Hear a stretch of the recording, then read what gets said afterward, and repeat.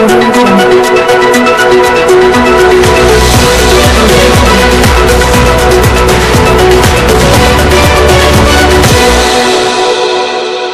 game has changed. The political awareness is crazy.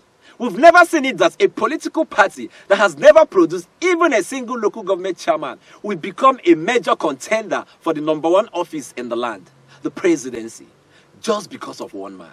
This is our discussion today. My name is ADS. Check this soundbite. I am not a fan or a supporter of B. I have my own presidential candidate I support.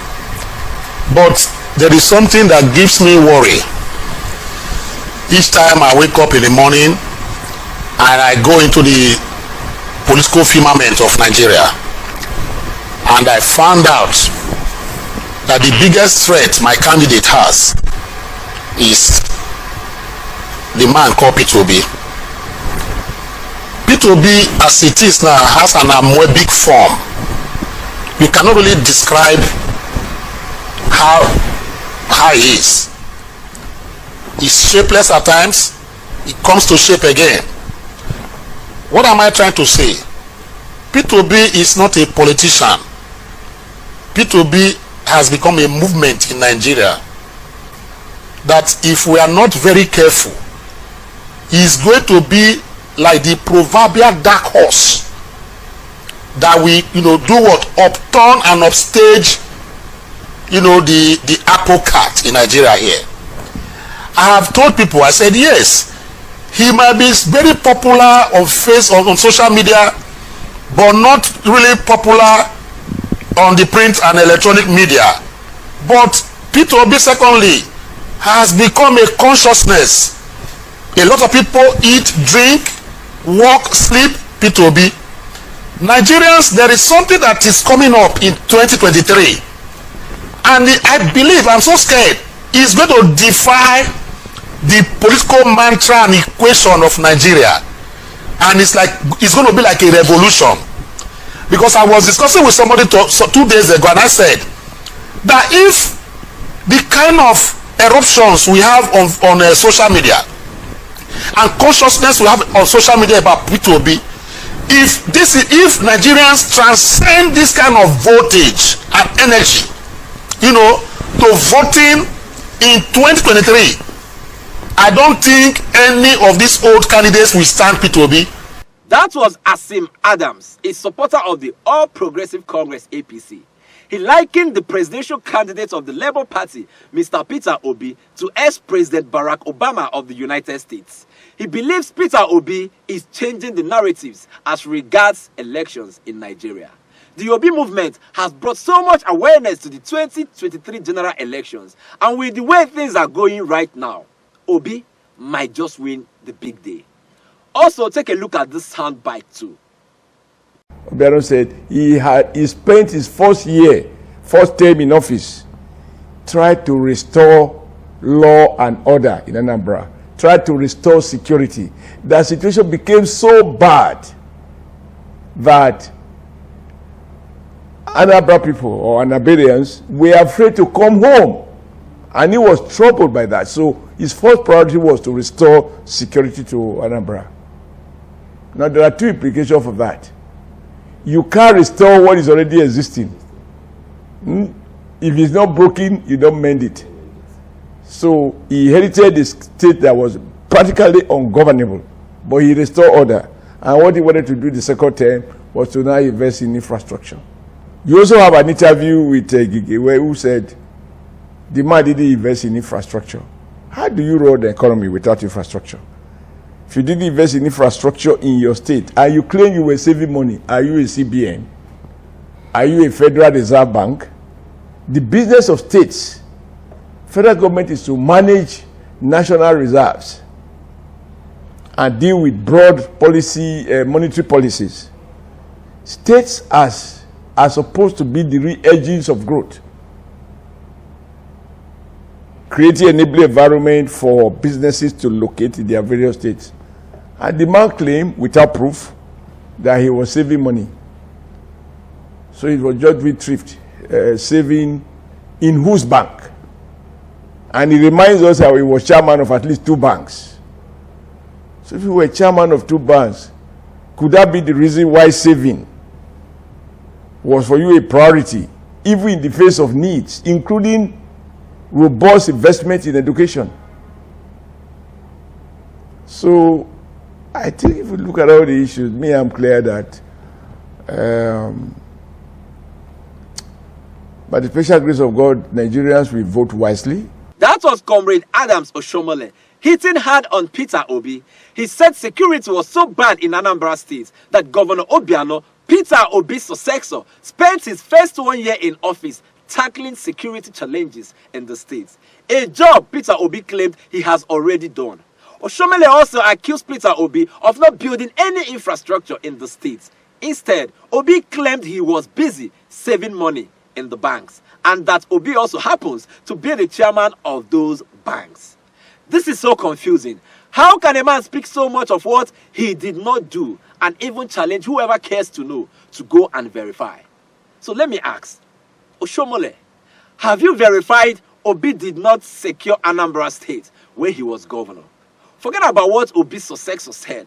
Have you also verified Obi did not build any infrastructure in Anambra State as governor for 8 years? Oshiomhole, did you also verify how much Obi saved in the bank for his state and how much interest accrued to the saved money? Did you verify if Obi took out the interest and returned just the same amount he saved with the bank to Anambra State? Oshiomhole, please go and verify. Now, what do you think will determine Peter Obi's victory at the polls, even when his party, the Labour Party, lacks the structure to win elections as claimed by the ruling party, APC? Check out this soundbite. What strategy are you hoping to use in turning around what has become the historical trend of voting in Nigeria, which may not be in the favor of Mr. Peter Obi? Just quickly. What is that historical trend? I mean, the trend of how political parties have held sway and what traditionally the kind of votes that have been apportioned. You are becoming, Nigeria is becoming an anachronism. No, you are no, missing no. the Prof, move of history. In America, in the UK, there are traditional states that go for political parties, where political parties are held. So, for example, the last election, interestingly, the state like Wisconsin was taken by the party that has never held it in years. So the question is, you yourself what strategy? Your theory. No, I'm saying that historically things might change. Now but I'm asking, what strategy do you have? We have to a strategy that is so clear that we want. Look, as you know, elections in Nigeria have been producing lower and lower turnouts year on year, even though population is growing. Why is that so? Traditionally, most of those votes came from rigging. Increasingly, electoral laws make it more difficult to do those things. Young people who typically say, let them do what they want to do, have said, enough is enough. We can't jack back, we will stay here and save our country. And those young people constitute a huge part of the population. So the strategy is to make those young people not just voters, but the protectors of the vote. And we have history. Professor Alkali just left here. In Kano, 2007, go and check what happened.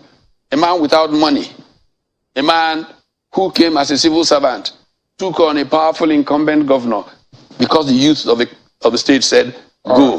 And they protected the vote, and he beat the incumbent. Professor Pato Tommy, a professor of political economy, has summarized it all. There's a wind of change in our political sphere, and the young people will be instrumental to this perceived change.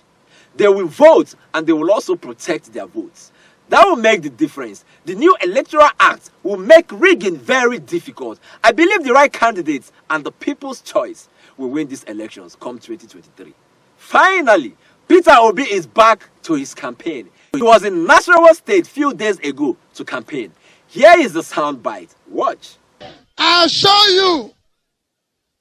If we come into power, we'll solve the flooding problem.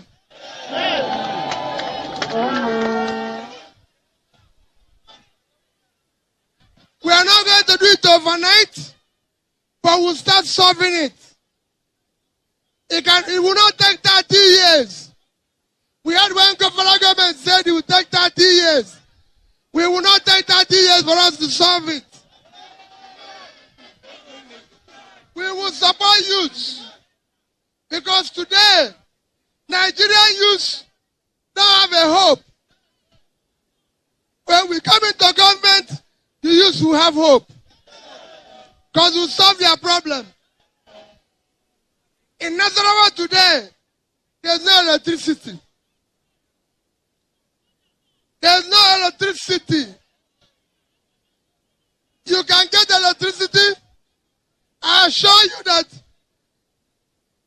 if government of Peter Obi and that he comes into government, we will start solving Nigerian electricity problem.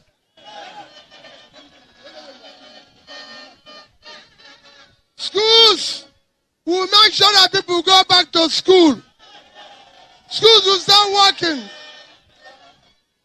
We are going to do whatever. Today in Nigeria, the price of food, people spend all their money to feed themselves. So many people can't even feed themselves. We will make sure that we start the journey of Nigeria being sufficient in food production. Many will wonder why this candidate is making waves in politics. It's very simple. Peter Obi speaks to the issues. The core issues affecting the nations are his major concerns. This is what makes the difference.